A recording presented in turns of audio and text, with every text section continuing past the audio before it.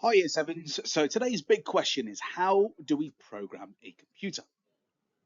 And today we're going to be working with, well, a miniature computer by the name of Microbit. Now, the Microbit is, well, it's a piece of hardware. It's a physical device. What we're going to do is we are going to create some instructions. We're going to write some instructions. We're going to write some programs, better known as software, that is going to run on that piece of hardware. So the hardware is what we're going to be using, but the software is what we are going to be creating together. So what is the Microbit? Well, the Microbit is a pocket-sized computer that introduces you to how software and hardware can work together. It has lots of inputs and outputs that we can use to interact with it. But the main output for our Microbit is just the LED lights that it's got in front. But we can give some data to that Microbit by pressing buttons, by shaking it, by using its sound sensor or its microphone, sorry, and it's got a light sensor as well. A whole bunch of things that we can do with this miniature computer. But as it is a miniature computer, it is fiddly, it is fragile, and we are going to make sure that we use it as such. We're going to use it safely and sensibly. The Microbit is a sensitive piece of equipment and potentially it's dangerous. Make sure that when we holding it, that we hold it by the edges.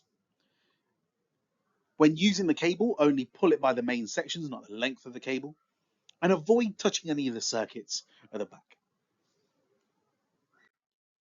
So in a moment when you get your microbits, you are going to plug your microbits in.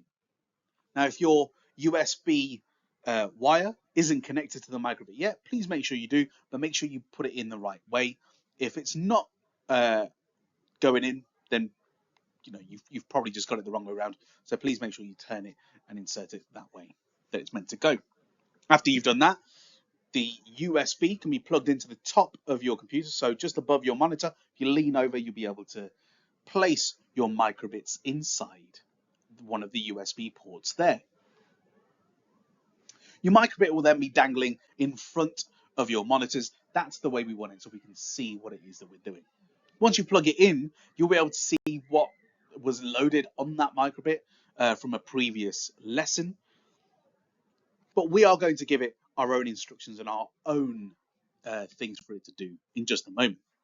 For example, the first thing we're going to do is get it to display a flashing heart on the LED light bulbs. We're going to open Edge.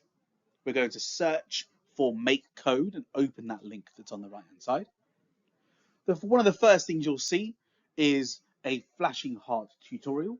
Click that and then click on block tutorials.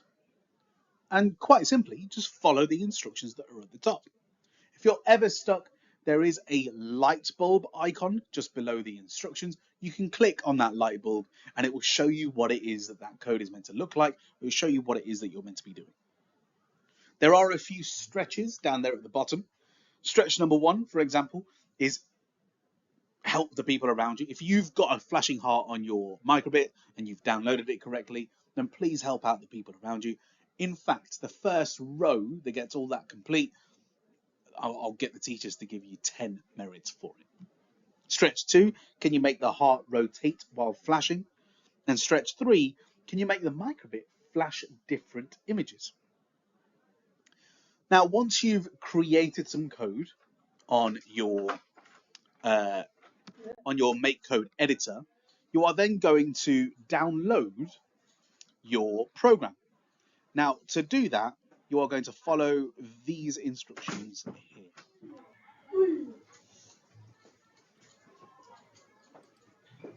You will click the 3 dots next to download, click connect device, press next, and pair. Once you click pair, a pop-up will appear. Click on that pop-up and then press connect. Once you do that, it should then connect to your microbit. You'll know it's connected because a little microbit icon will appear next to the download button. So now when you press it, it will automatically download that program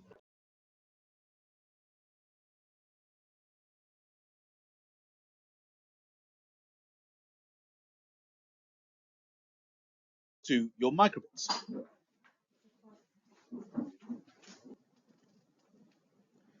So the microbit, while being really, really simple, is still a computer all in itself.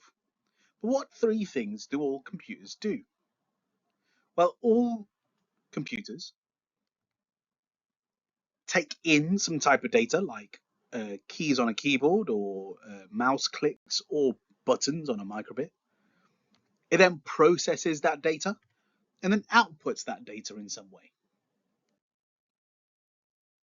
When completing tasks today, I would like you to all, on your mini whiteboards, just note down all the ways in which you are interacting with the microbit and all the ways in which the microbit is interacting with you.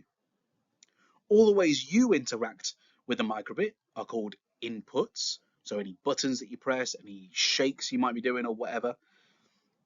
And everything the microbit does in response and communicates with you is an output. So every time anything's on the LEDs or something's been played on the speakers, that